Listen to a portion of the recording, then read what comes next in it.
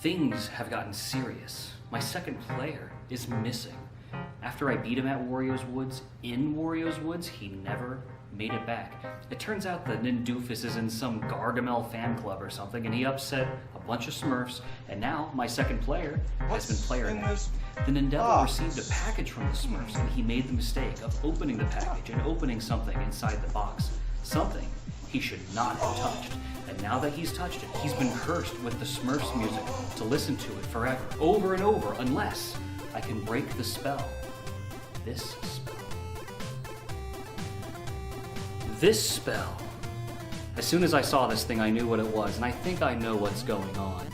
The Smurfs kidnap my second player, they send this cursed thing to the Nindevil, he touches it and get cursed with Smurfs music forever, and now there's only so much time.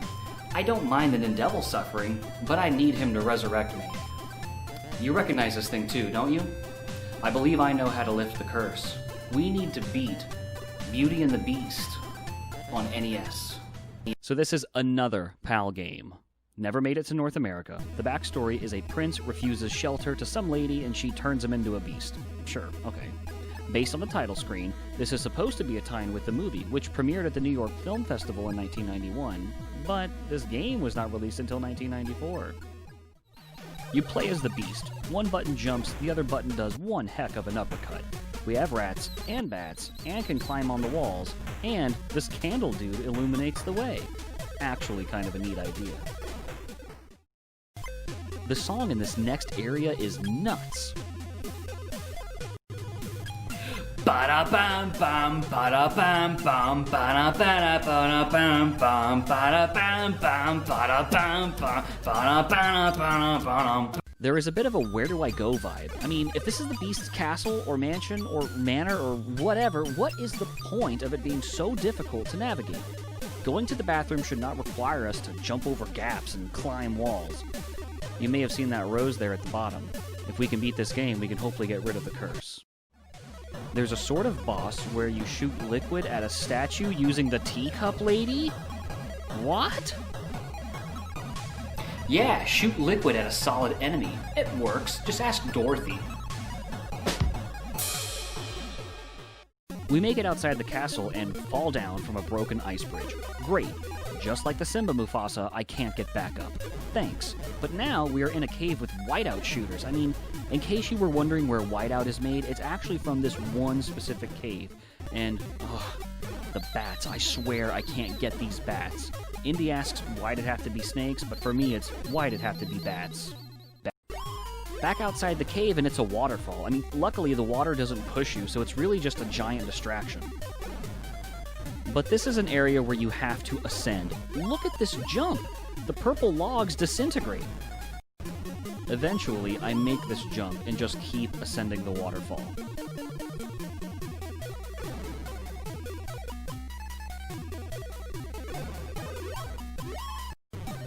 After the waterfall, we have to make these precarious jumps onto these little ice platforms before we can uppercut a lion a bunch, but... oh, where did it go?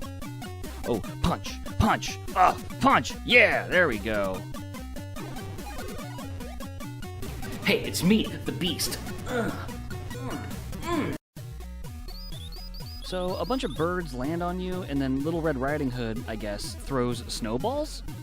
What am I supposed to do? So it turns out you have to actually catch the snowballs, and if you miss 3, that's the end of your life. Could you imagine if you were outside playing with friends and you were having a snowball fight, and if you didn't catch just 3 snowballs, you're just dead? I mean, your friends would just be kicking your body like, hey, you feeling kind of dead? So anyway, you have to be standing still in one of 2 places to catch a short-range or a long-range snowball. It isn't too tough, but you gotta find the sweet spot. Then, she runs off a short distance and you repeat the same thing. If you can remember the pattern, then you're all set, but she runs off 3 times, and each time she throws more and more of these snowballs and throws them faster. And like I said, miss 3, you go back to the first section. See, now I know why the birds were landing on the Beast's shoulders. They were laughing at his misery and whispering cruel comments into his ears. Also, look at the background. It's the castle, yeah! I mean, everything we just went through, and there's the castle right there. I mean, the building planners probably should have figured this entire route out a little bit differently. I mean, what does this have to do with the story again? I don't know. Let's just keep going. Suddenly we're back inside, and this time it's a library, and the library is a mess. Since we were already outside, I'm guessing this is a public library, but you probably don't want to get your books here. Some of these books are walking around, falling and flying, and if you aren't paying attention, you're just going to walk right through the floor. Eventually we make it to the top floor, and the green cousin of that devil from Ghosts and Goblins starts attacking us. He likes to hang out in just the right spot to be so aggravating. We manage to defeat each other at the same time. Ugh. Try again, and we get past him. There's another mosaic, and, who commissioned these mosaics? They are quite prophetic. What, you've never seen mosaic windows that predict the future before? According to this game, that's normal. Just don't look at them too long, because then the future might change, and someone's going to have to come along and smash them, and then just make new ones. We're back in a castle or a building or something, and there's lightning all over the place, but it's the same thing. Just climb up. But there's this jump, and I just can't make it. My rose is super withered. I wasn't even sure where to go, so I just took this leap of faith, but I just can't seem to make it. After what feels like 100 tries, I eventually do make it.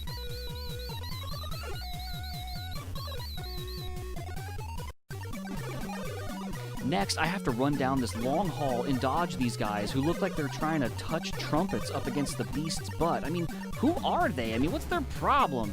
But then it's Gaston. He's shooting arrows at us, but if you punch him, he stands still for a minute, and it gives the beast time to kind of just jump up. I swear this building must have like 50 floors. Eventually, we make it to the top, and then we just punch Gaston off the building, and, I mean, that's the end boss. Congratulations? You have found true love and won the heart of Belle? By punching a guy off a 50-floor building? And I mean, look at the end scene. She's in the background. The Beast Prince guy, he's more excited to see the rehumanized clock, candle, and teapot people. Belle is just in the background like, hey, I'm here too. Programmed by Dave Thomas? Dave Thomas? The founder of Wendy's programmed this thing? I mean, that just made it awesome. Overall, it's not awful. It's not great or even good, it's just okay. But with this one beat, the curse should be lifted. Leave me alone. This music is still playing. But I beat the game. It shouldn't be playing anymore, and I thought I would get the second player back. You know he has a name, right? Yeah, of course. So, what is it then? Well, I don't know. What's mine? Good question, actually. Do we even have time for this right now? Just tell me what I need to do to lift the curse. The Smurfs must still have him. All you have to do is beat the Smurfs on NES. And then, the Beauty and the Beast was just a cover. You can beat the Smurfs. Guy I know whose name is, thing, words.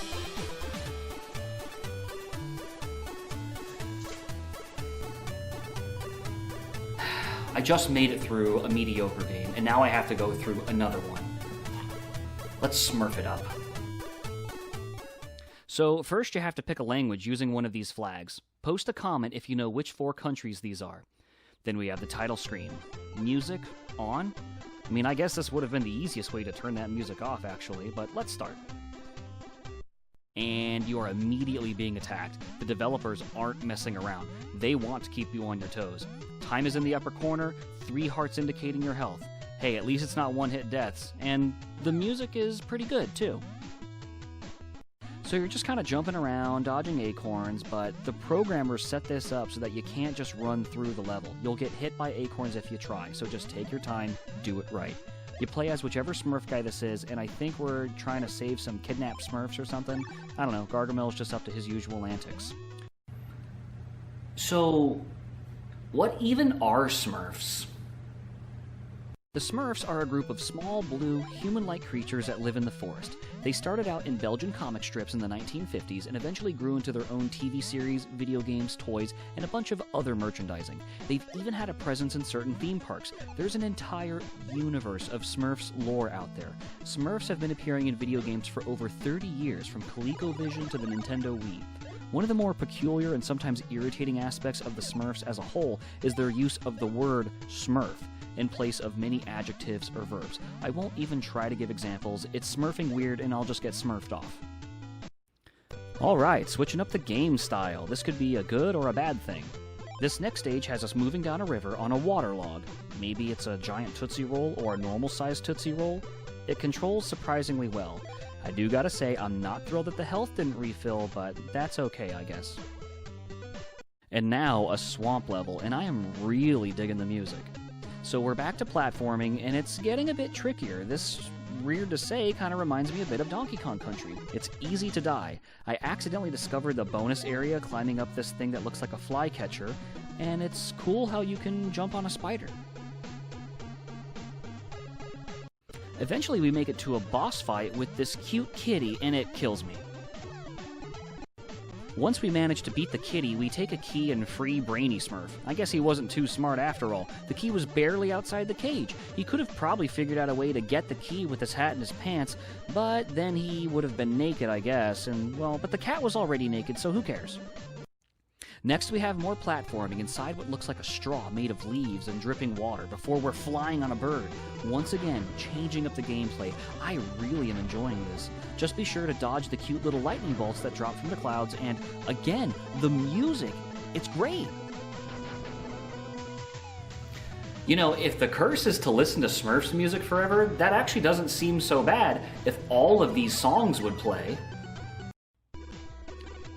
Now we have some snowy mountains with another fantastic song. I think it's cool how the birds slowly descend while you're standing on them, and you have to get creative to get through some of these areas. Here I have to pick up this bouncing spring thing to make it onto a bird, and then to get across a gap. There's a really difficult jump with this bouncer. It is fair, and it is a fun challenge. Wow, a minecart level, really reminding me some more of Donkey Kong Country. You can slow the speed and make jumps, and I mean, this is great. The next boss, if we can call it that, is a cute dragon. Just pick up birthday presents and throw them at him. There's a Smurf in a cage up there in the corner. Did you know that a fire-breathing dragon's weakness is receiving gifts?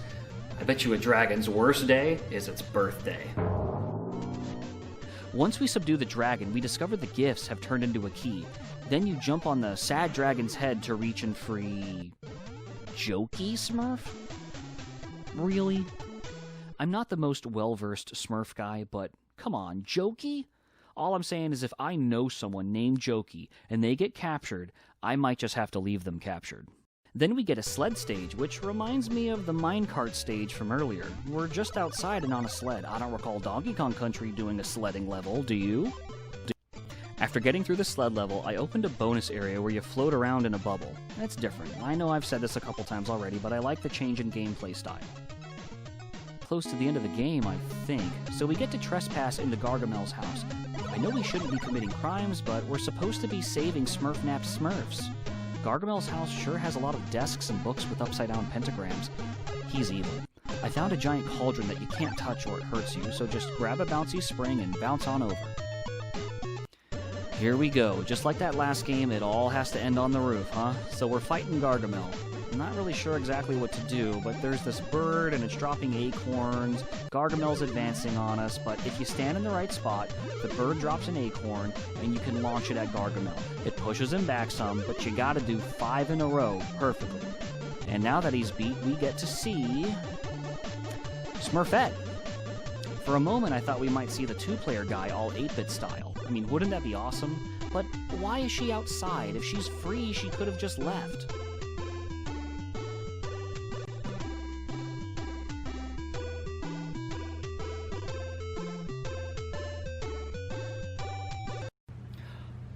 Wow, the Smurfs on NES far exceeded my expectations. Way more than any of the other games we've played so far. Wario's Woods is still a better game, but the Smurfs on NES had this huge variety of gameplay mechanics and types, and the music was really good. Music? The music! The second player guy! He should be free! Where are you? I promised to ask you your name. Did you hear that? It sounds like a doorbell. I didn't even know I had a door. Second player guy, it's you. Are you okay? I have so many questions. Yeah, I do too. But anyway, I gotta tell you, I did a trick on the Nindevil. What do you mean? I hired some Smurfs to place a curse on a rose, so that way the Nindevil would hear only Smurf music. You see, the only way to lift this curse is if someone were to do something insane, like play through Beauty and the Beast on NES and the Smurfs on NES in the same day. But who could ever do something like that? Who? Who?